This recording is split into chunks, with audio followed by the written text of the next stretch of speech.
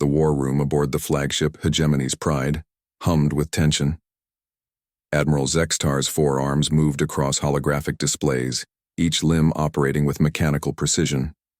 The Vorthon commander's scaled hide rippled with satisfaction as he watched thousands of warships position themselves at the edge of the Sol system. 300 cycles we have dominated the galaxy, Zextar declared to his assembled fleet commanders. 12 species have fallen before our might. Today we add the 13th, these pathetic humans. The hologram in the center of the room showed Earth, a small blue marble spinning peacefully in space. Intel reports scrolled past. Primitive. Nuclear weapons, chemical rockets, scattered settlements on nearby planets. The humans were barely spacefaring, having only recently established colonies on Mars and Europa.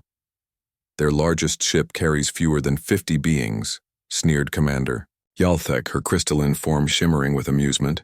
Our smallest fighter craft could destroy their entire fleet. Zextar's mandibles clicked in what passed for laughter among his kind. The Hegemony Council has spoken. Humanity's expansion ends here. Send the declaration. The transmission burst. Across all human frequencies, a simple, devastating message. By order of the Galactic Hegemony, the species known as humans is hereby declared a threat to galactic stability. You have one solar rotation to surrender unconditionally or face extinction. This is your only warning. On Earth, in the emergency session chamber beneath the United Nations building, President Maria Santos stared at the alien message displayed on the central screen. The room buzzed with panicked voices in dozens of languages. How many ships? She asked Admiral Chen, Earth's highest-ranking military officer. Preliminary scans show 11,000, Madam President, maybe more. They're massive, each one. The size of Manhattan. Chen's voice cracked slightly. Our entire combined fleet numbers 47 vessels. Dr. Sarah Okafor, Earth's leading xenobiologist, stepped forward. Her dark eyes were steady despite the chaos around her. The message references 12 conquered species. We're not their first victims. What are you thinking, Sarah? President Santos asked. I'm thinking we need to understand what we're really dealing with. This isn't just an invasion, it's systematic extermination. Across the room, General Martinez slammed his fist on the table. Understanding won't stop 11,000 warships. We need to evacuate, scatter the population. Where? Dr. Okafor interrupted. They're already surrounding our entire system. We have nowhere to run. The president's aide whispered urgently in her ear. Santos nodded grimly. Patch me through to Captain Morrison on the Defiance. The wall screen flickered to show Captain James Morrison, commander of humanity's most advanced warship. His weathered face showed the strain of the last few hours. Captain, what's your assessment? Morrison's jaw tightened. Ma'am, we're outgunned by a factor of, well, there isn't a number big enough, but my crew is ready. If we're going down, we'll take some of them with us. Negative, Captain. I have a different mission for you. Meanwhile, aboard the Hegemony's Pride, Zextar received reports from his forward scouts. Admiral, the humans are doing nothing. No ship movements, no military preparations. They appear to be in complete panic. As expected, Zextar replied. Begin the countdown. In 18 standard hours, we cleanse this system. But on Earth, something was happening that the aliens couldn't detect. In a secure facility buried deep in the Swiss Alps, Dr. Elena Vasquez stared at readings that defied explanation. The quantum resonance patterns are off the charts, she told her assistant, Dr. Kumar. Ever since the alien ships arrived, the field generators have been acting strange. Dr. Kumar frowned at his instruments. Strange how? It's like they're responding to something we've never seen before. Elena's fingers flew over her controls. Run a deep scan of local space. Check for any anomalous energy signatures. The results made both scientists step back from their screens. That's impossible, Kumar whispered. Elena grabbed her communications device. Get me the president. Now. But as night fell over Earth, the aliens were preparing for what they believed would be an easy victory. The hegemony had crushed civilizations that had fought for centuries. These humans, with their primitive technology and brief existence, would barely qualify as target practice. Admiral Zextar settled into his command throne, all four arms folded in satisfaction. Tomorrow, humanity would join the growing list of extinct species in the hegemony's records. He had no idea that humanity's greatest strength had nothing to do with their weapons or their technology. It had to do with something the hegemony had spent 300 years trying to eliminate from the galaxy, something they thought they had successfully destroyed in every species they'd conquered. But humans were different, and by morning, the entire galaxy would know just how different they really were. Chapter 2. The Awakening. 6 hours until the hegemony's deadline, and the situation on Earth had shifted dramatically.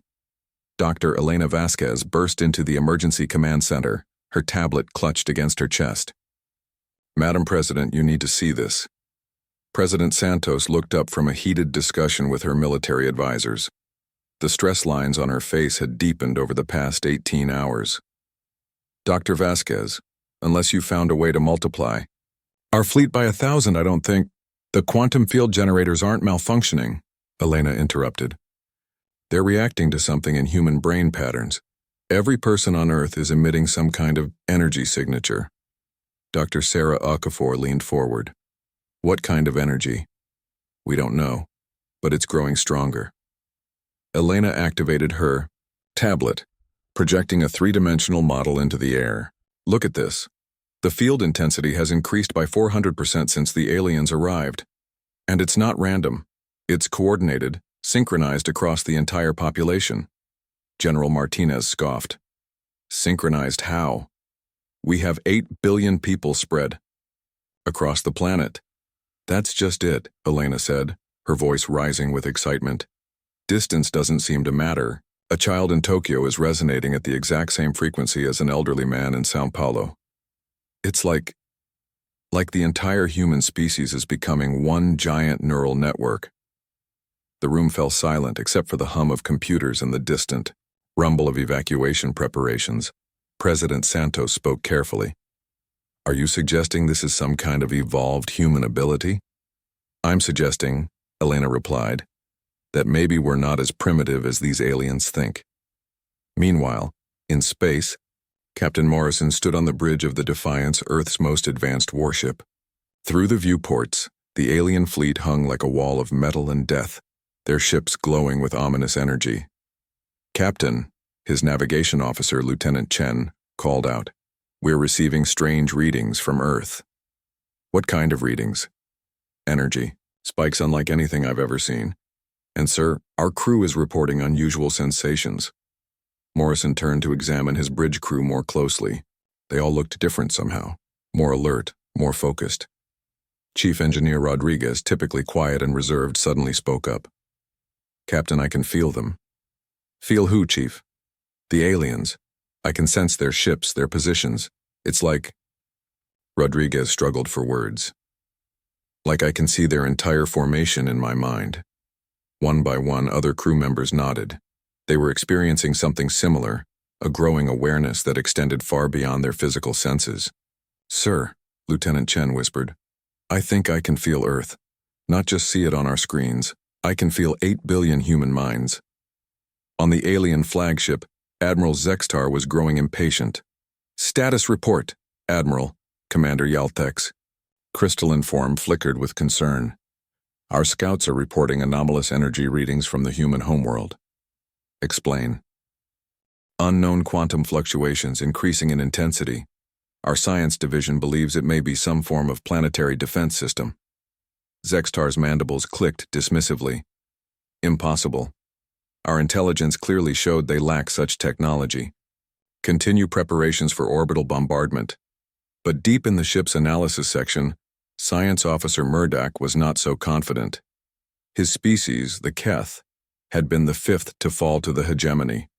Unlike the others, they had possessed advanced mental abilities before their conquest: telepathy, precognition, collective consciousness. Abilities the hegemony had systematically eliminated through genetic modification and neural conditioning. As Murdoch studied the energy readings from Earth, a chill ran through his modified nervous system. The patterns looked familiar, impossibly familiar. Back on Earth, Dr. Okafor was experiencing something extraordinary. As the world's leading expert on human evolution and consciousness, she had spent years studying the untapped potential of the human brain. Now, sitting in the emergency command center, she felt that potential awakening. "Sarah?" President Santos noticed her expression. "What is it?" "I can sense them," Sarah whispered. "All of humanity, every mind on Earth in the colonies, even the crew aboard our ships, were connecting." Elena nodded excitedly. The quantum field generators were never malfunctioning. They were detecting this emerging collective consciousness. The stress of facing extinction is triggering some kind of evolutionary leap. "That's impossible," General Martinez protested. "Evolution doesn't work that fast."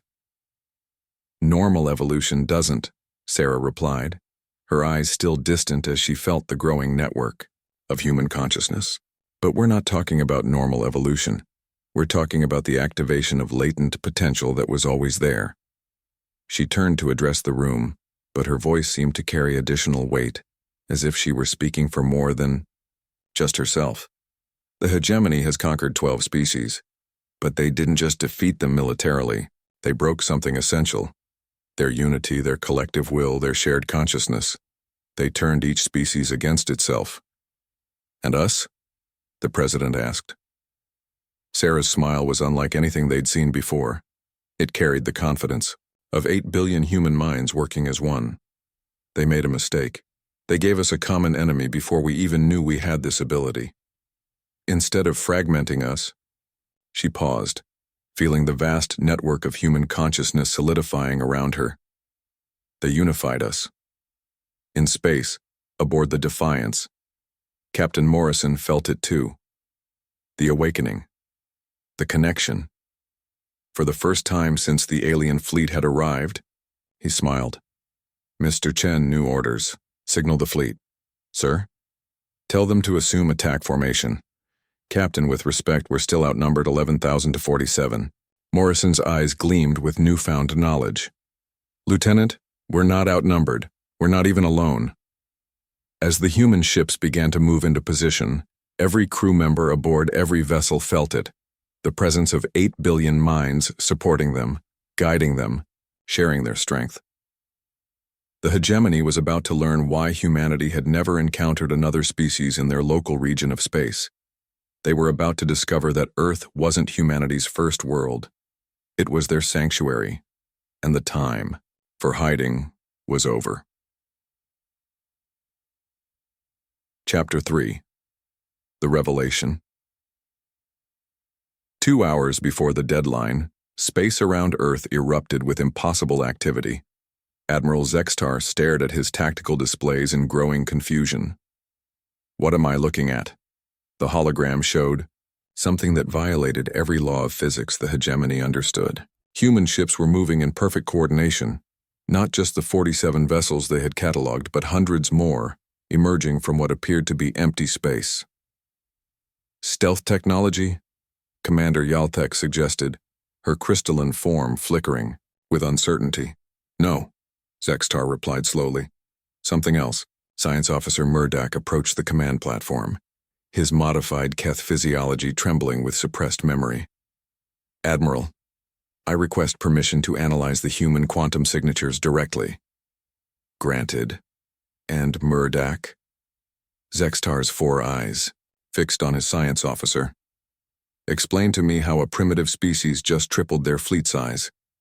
Murdoch began his scans, but what he discovered made his artificial neural implants spark with system errors. The readings were triggering memories that his hegemony conditioning was supposed to have erased. Meanwhile, on Earth, Dr. Elena Vasquez was experiencing something beyond her wildest scientific theories. Standing in the quantum research facility, she watched as the field generators reached unprecedented energy levels. "Elena," Dr. Kumar whispered, "look at the dimensional readings." She turned to see displays showing fractures in local spacetime. But these weren't random. They were deliberate, controlled. "We're not just connecting with each other," Elena realized. "We're connecting with ourselves." President Santos's voice crackled through the communication system. "Dr. Vasquez, we need answers. Our satellites are showing human ships appearing out of nowhere. Elena took a deep breath, feeling the vast network of human consciousness surrounding her thoughts. When she spoke, it was with the voice of collective understanding. Madam President, I don't think we're the first human civilization. I think we're the survivors. The implications hit the command center like a physical blow. Dr. Sarah Okafor, her consciousness now expanded beyond individual awareness, began to speak. The hegemony has been conquering species for 300 years. But before they reached this sector, there was another human civilization, advanced beyond anything we can imagine. Where are they? General Martinez demanded. Hidden, Sarah replied. Scattered across dimensions, across time itself. The hegemony didn't just defeat them, they shattered them across reality. But consciousness finds a way to survive. In space, Captain Morrison felt the truth flooding through him. The human fleet wasn't increasing, it was reassembling. Ships from alternate dimensions, crewed by versions of humanity that had never been conquered, were answering the call. Captain, Lieutenant Chen's voice was filled with awe. We're receiving communications from the other vessels. The accents are different. Some are speaking languages I've never heard. But they're human. Yes, sir. All human. But from... Chen struggled with the concept. From different Earths, different timelines where humanity developed differently but remained human. Chief Engineer Rodriguez looked up from his instruments. Captain, our weapon systems are interfacing with technologies I don't recognize, but somehow I know how to use them. Morrison nodded. The collective human consciousness was sharing knowledge across dimensional barriers, teaching each version of humanity what the others had learned. How many ships do we have now? Morrison asked. I've stopped counting at 1,000, sir. More are arriving every minute. Back on the Hegemony flagship, Science Officer Murdoch completed his analysis. What he found shattered the last of his conditioning and restored memories that had been locked away for decades. Admiral, he said, his voice shaking, we need to retreat immediately. Explain. The humans, they're not one species. They're infinite versions of one species, connected across dimensional barriers. The hegemony encountered them before, 300 years ago. We didn't defeat them. We scattered them. Sextar's mandibles clicked in irritation. Scattered implies we were victorious. No, Admiral. We thought we destroyed them, but we only taught them to hide. Every species the hegemony has conquered, the Keth, the Vorthans, the crystalline collective. We had collective consciousness abilities. The hegemony breaks these connections, isolates each individual. Murdoch's form began to change as his original Keth abilities reasserted themselves. But humans are different. Their consciousness doesn't just connect individuals, it connects possibilities. Every choice, every timeline, every version of humanity that could exist. That's impossible. Admiral, Murdoch said, his voice now carrying the weight of recovered wisdom. Look at the tactical display.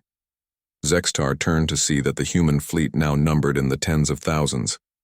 Ships of impossible design, crewed by humans whose evolutionary paths had taken them in directions that defied understanding. Some ships were biological, grown rather than built. Others existed as pure energy. Their crews evolved beyond physical form. Still others showed technology that seamlessly blended science and what the hegemony would have called magic. But all were unmistakably human.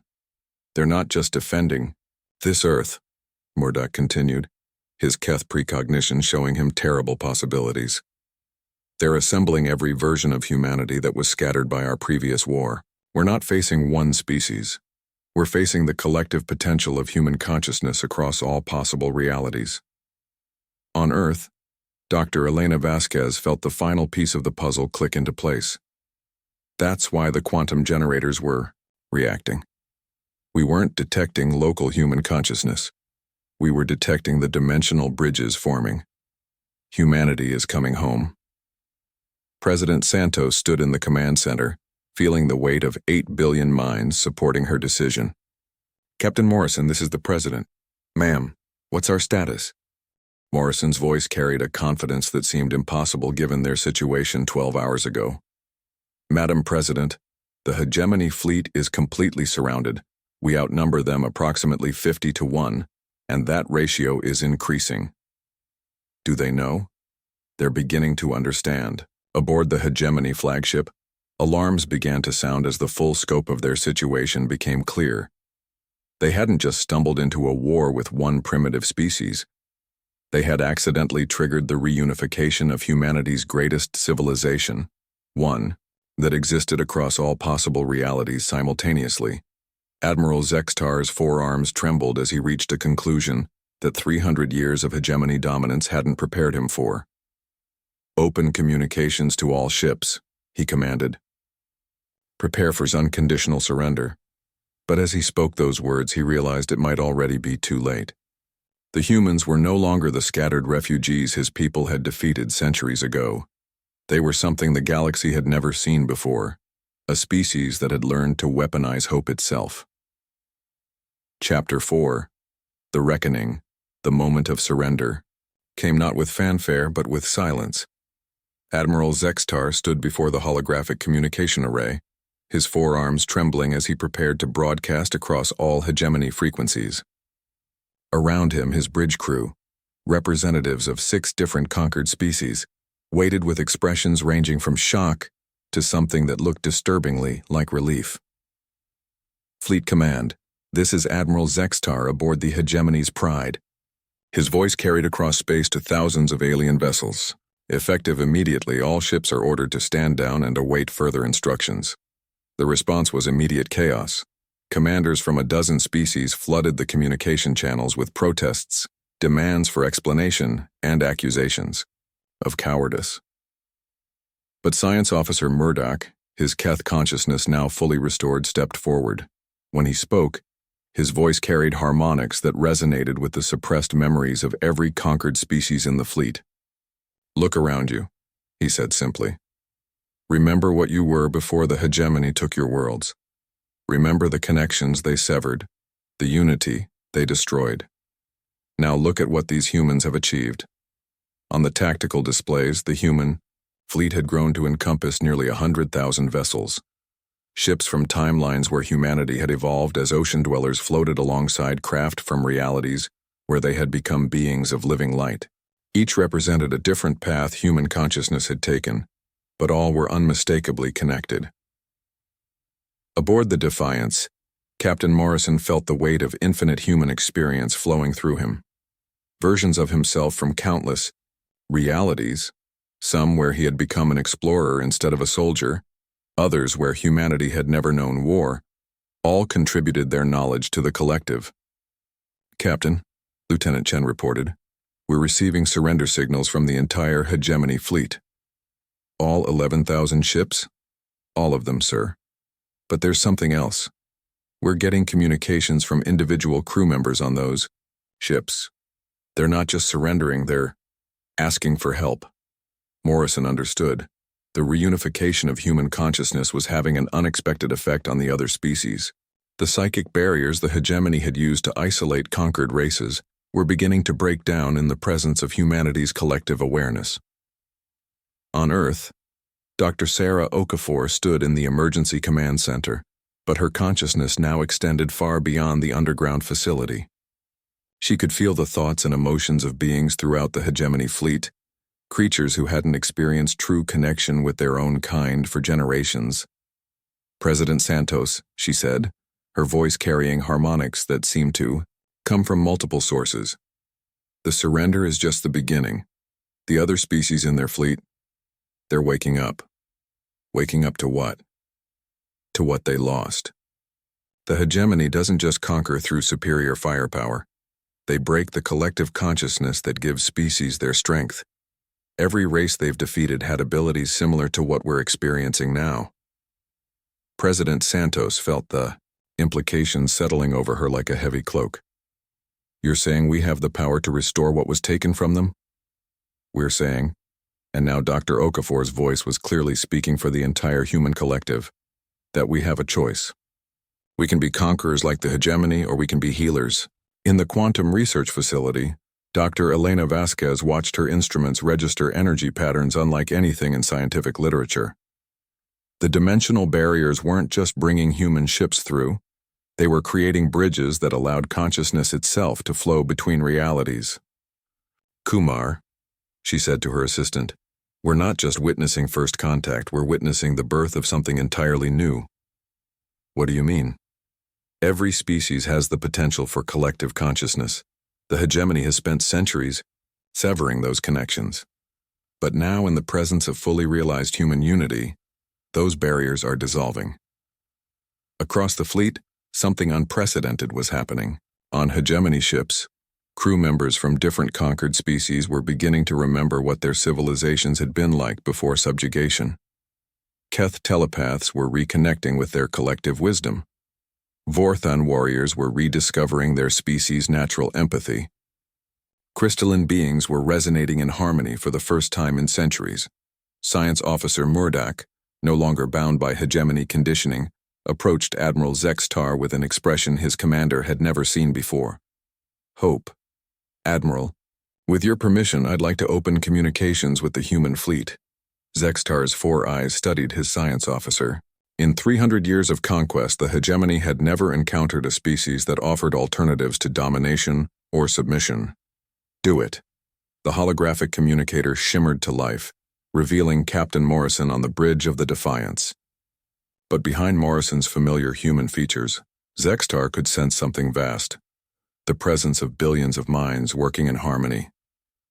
"Admiral Zextar," Morrison spoke, his voice carrying the weight of collective human experience.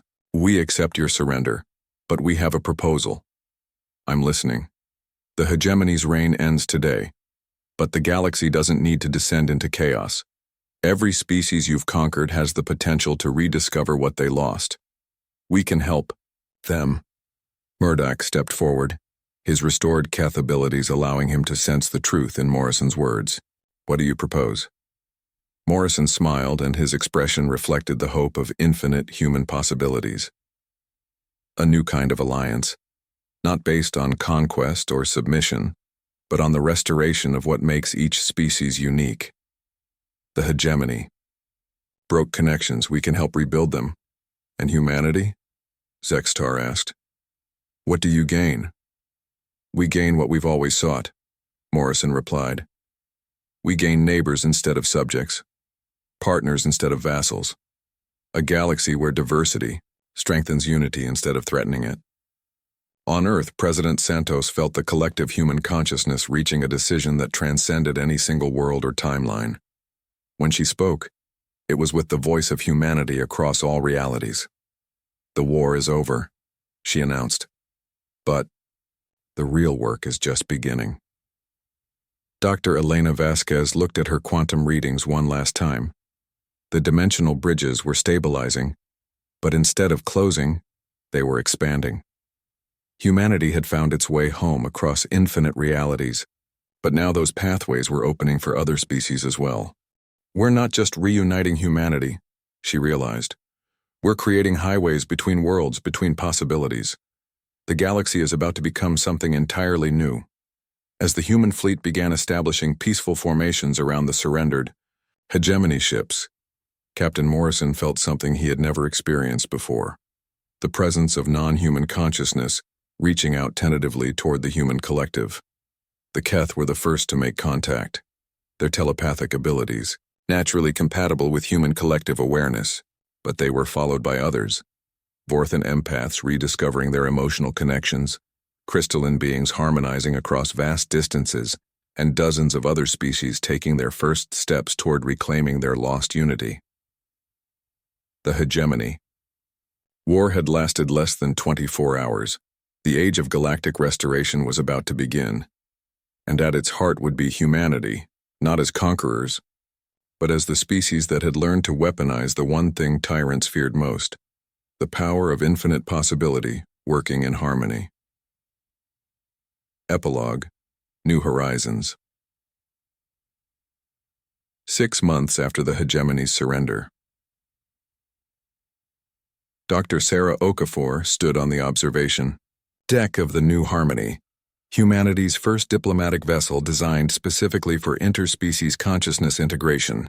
Through the transparent aluminum windows, she watched something that would have been impossible just months ago. Ships from 30 different species moved in perfect coordination, their crews' minds linked by the expanding network of collective consciousness that had begun with humanity's reunification. But each species maintained its unique characteristics.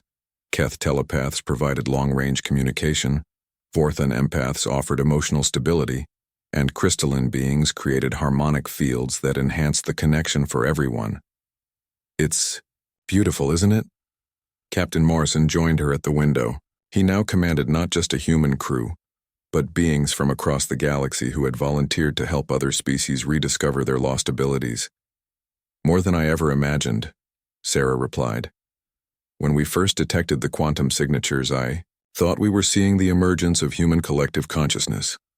I never dreamed we were witnessing the restoration of galactic unity. In the ship's research section, Dr. Elena Vasquez worked alongside former hegemony scientists to map the dimensional pathways that connected different versions of reality. The quantum bridges had stabilized into permanent gateways, allowing not just communication but actual travel between alternate timelines. Elena, her research partner, former science officer Murdoch, called out, "We're receiving signals from the Andromeda expedition." Elena hurried to the communication station.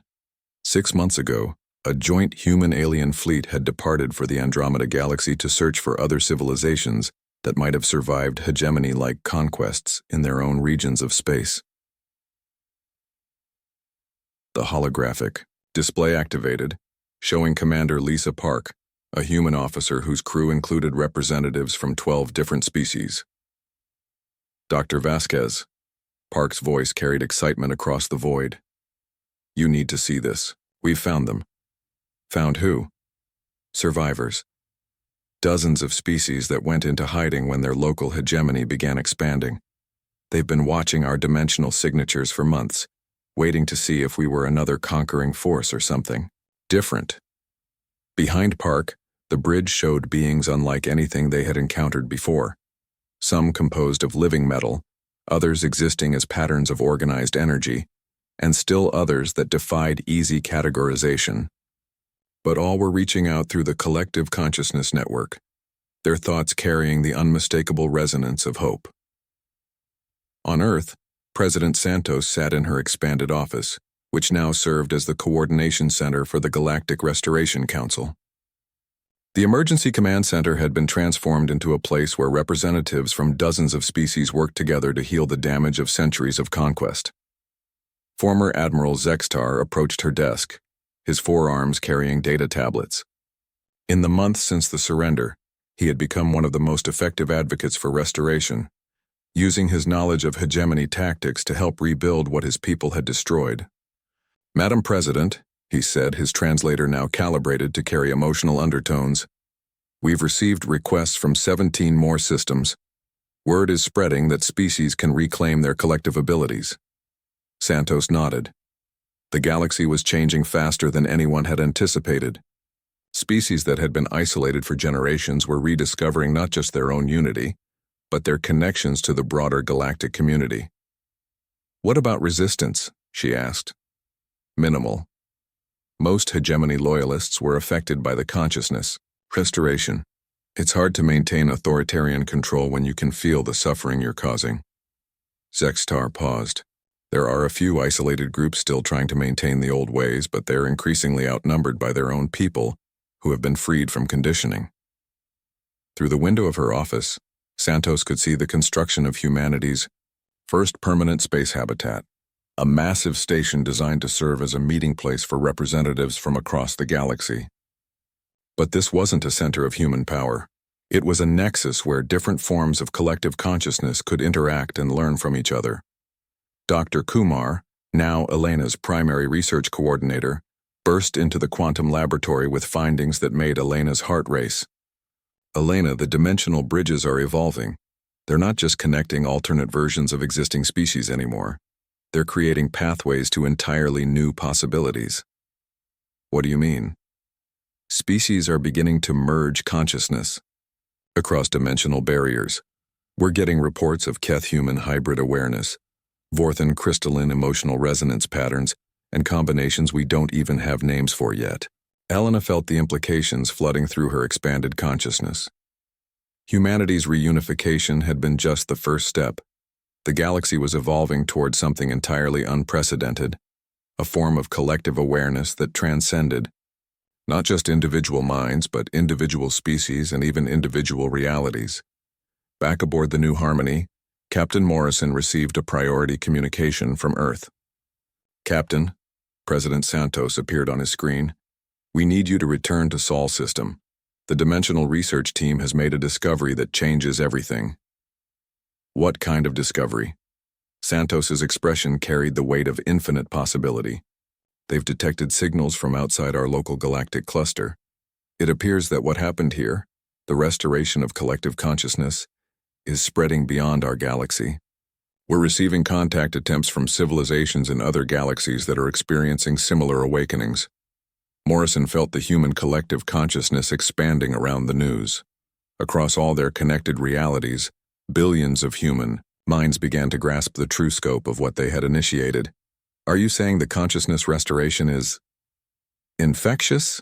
"We're saying that once species remember what unity feels like, they teach others, and apparently the lesson is spreading faster than light itself." As the New Harmony changed course toward Earth, Morrison looked out at the mixed fleet of vessels surrounding them.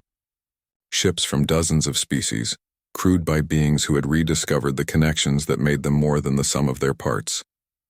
In his expanded consciousness, he could feel other versions of himself across infinite realities, all working toward the same goal.